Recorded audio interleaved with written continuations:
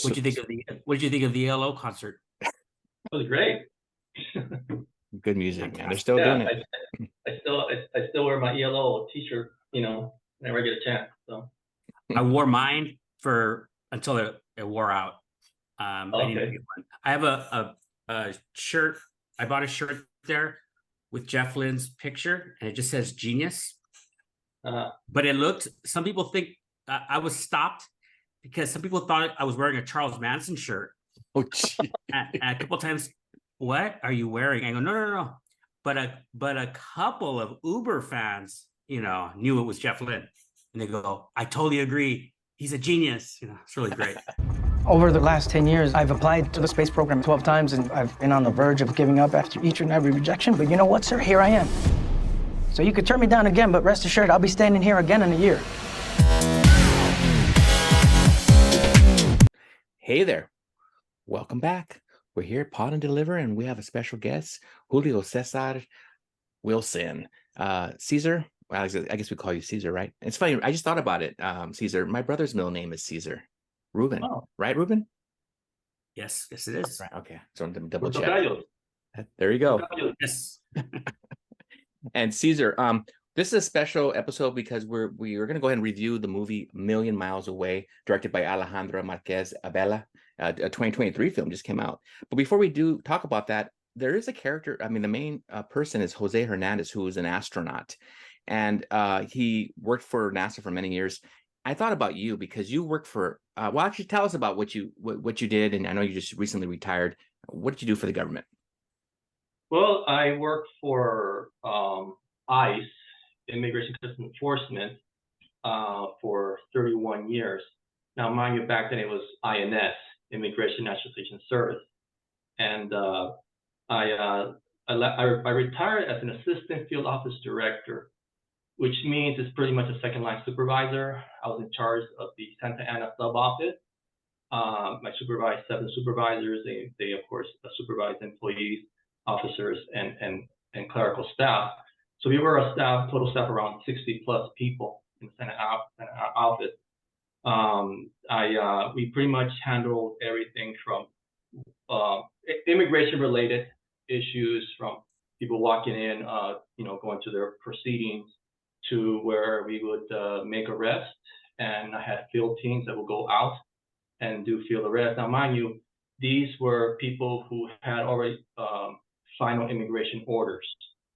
So not to confuse, we didn't do raid. People always think about that. And I started as a clerk with INS, and then I worked my way up.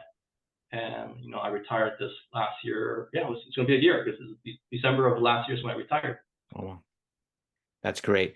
Now, you did this for how many years? About 20 years or so? 31. 31 years you were working for the government. Now, yes. Did you feel any this gentleman who is an astronaut still? I felt like there were some similarities. Would you agree that Jose Hernandez's background, who as an astronaut working for the government, would you agree there's some similar background regarding his childhood and all that that you could kind of relate to? Well, in some things, first, I was born in Mexico. Okay. My father was born in the United States, so he immigrated my mother and I when I was 3 years old. And I guess when I turned 5, my parents they split. So it was my mom. So we was like single mom, and we were living with some cousins in South Central Los Angeles. Where I saw the related was the part about working hard. I saw with my mother, she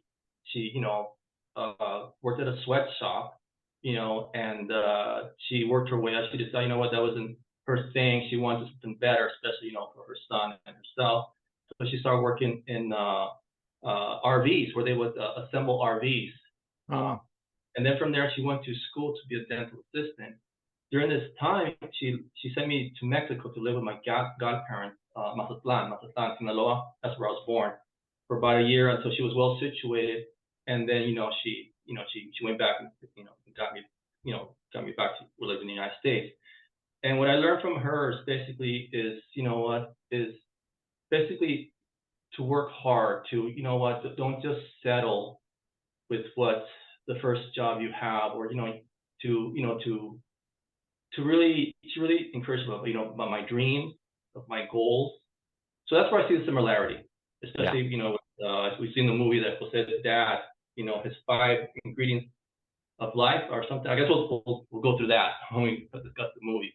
Well, yeah, well, let's do that. Let's talk about the film. This film just came out, and like you shared, I did think about your childhood. Like you had hardworking parents. You were born in Mexico, although he was born in the United States, but he traveled quite a bit from, is it Michoacan and to Michoacan to up there, up northern California. Is it Lodi? Lodi area, I think. Yeah, and so back and forth, and it was not until a teacher really told the father, hey, you know what, his father, Jose's father, that I think it'd be best if you guys wouldn't travel so much. And the father kind of was a little distracted. They had their goal was to build a home, right, in their city, and he stopped, and I think he really thought about it. And then you see that they made that change. They're going to look at education and for their children, and so they could have a different life, and they did that. And so you see him grow, and you see his life as he has a one goal, and his goal is to be an astronaut. Jose's goal, correct? And this film takes you to that through his hardships, him getting married, having many children. I think he has 5 kids. Yeah. And you see that relationship with his father still. It's very, very positive. Although there is one line I liked in the film where Jose tells his father, and Jose was played by Michael Pena. He tells his dad, it's just too heavy. It just gets heavy. It's like his life is getting heavy. And his father goes, well, then get stronger, And I gotta throw a flag on the play.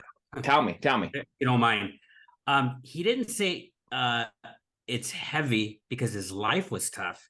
He says it's heavy because, Dad, you keep reminding me of what you sacrificed and what you gave up, and I don't want to hear it anymore. And it gets too hard on me to hear it. And his father says, then get tougher. Get stronger. But I disagree. Stronger. I don't think that was it. I think that was part of it. I think it was also his life. But it was a direct quote though from the movie. He says, right. He had just gotten through telling him, stop bringing this up, or what you sacrificed for me. But that's the point.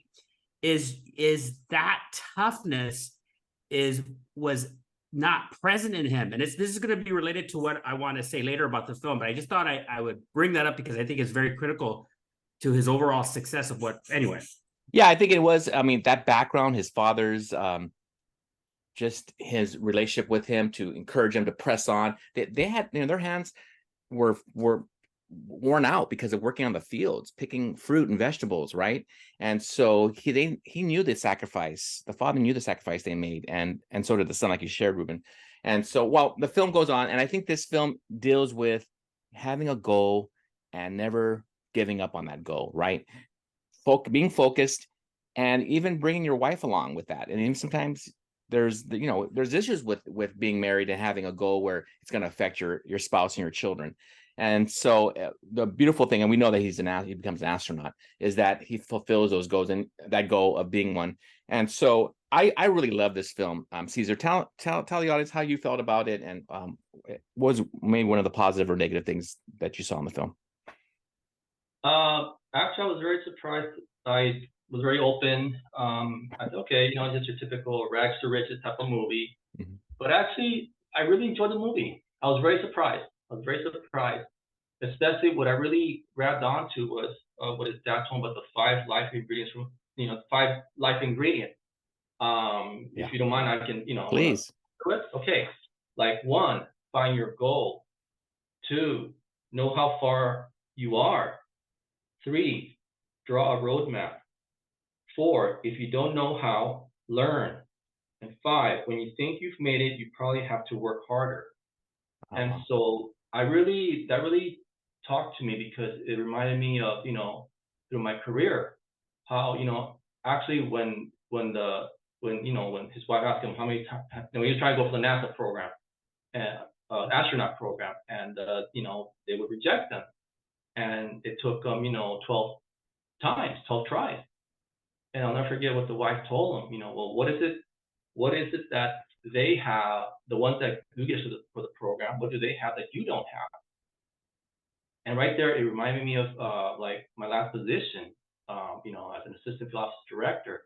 I was whatever I really wanted to become towards, you know, because I was already managing for about 6 years since I was a first line supervisor, and I knew that I could do that job. And anyway, it took me 8 tries.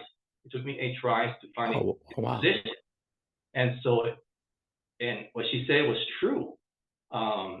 Each time I would apply, I would try to get always ask for feedback. Where is it that where is it I'm lacking in my interview?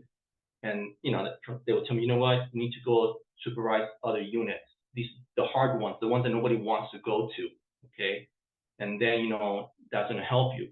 So each time I would interview, I would get frustrated, but I would get closer, and I would always ask for feedback until finally, I was like, okay, I did pretty much everything. What else I need? And then okay, and I remember my boss said, well, you know what? You haven't gone to headquarters, Washington D.C.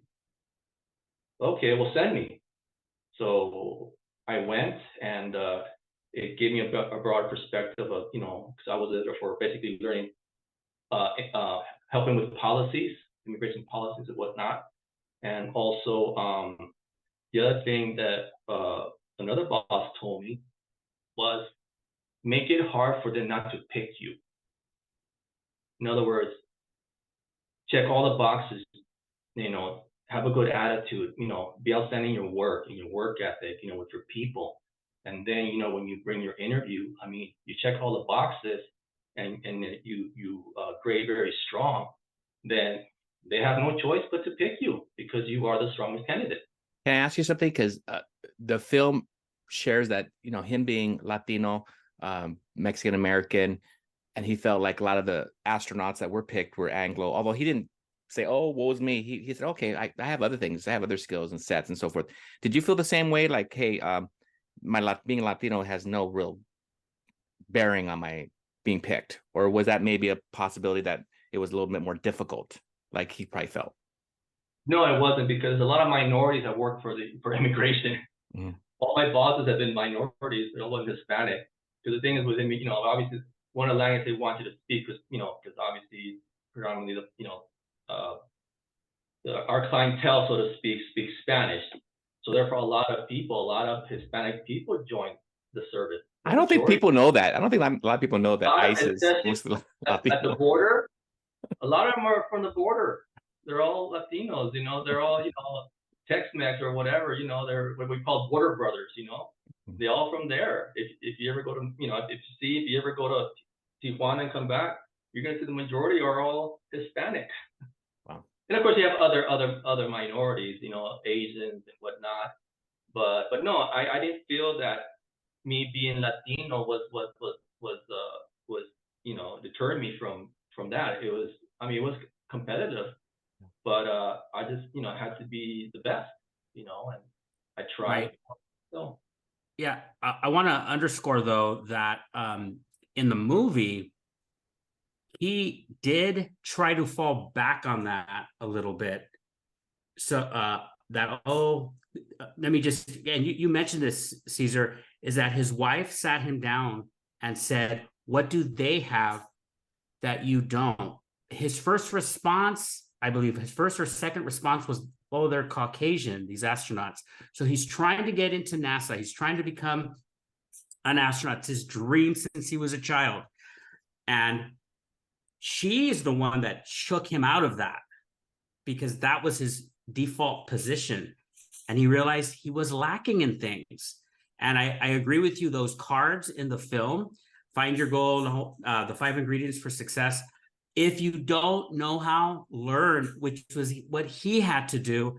And I got to say that 12th application scene was amazing.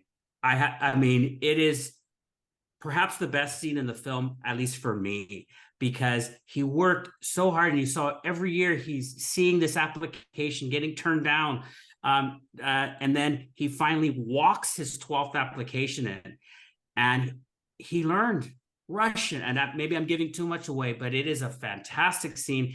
And you link it right back to his wife sitting him down and the support of a wife. I do want to mention the actress, Rosa Salazar. She was really good, and she's been in Bird Box and a real weird film in 2015 called Maze Runner. It's a strange book and film worth watching. She's great, as well as Michael Pena. I really like this. I didn't expect to like it as much as I did, but so much there in terms of motivating you to reach a higher level. One of the ingredients, when you think you've made it, you probably have to work harder. That is such an eye-opener, that no, it doesn't mean you've arrived. It means you got to turn it up 10 notches, which is what he did. What a message to youth. Oh, really? I agree with you. And Ruben, this is a teaching channel. So looking at the teacher that had an influence on him, Miss Yes. Young, not only in his youth, but even later on, you see her up here. This is somebody who went to his home, very poor home, and to sit down with the parents and tell them, hey, I see some great qualities in your child. That was wonderful, because she had a big influence on that family, right? Yeah, I want to say this, and I don't want to talk too much, but the one thing that I guess we don't talk that much on this channel about what's a good indicator for success. If you talk to the parent, you will get good results. Talk to the parent and do it right away, like she did. So if you see behavioral issues in class, don't wait to 4 weeks later. You'll hear this from the parents sometimes too. Why are you telling me this now? Exactly. Tell them right away. And what a message to that student. If the kid is acting out or is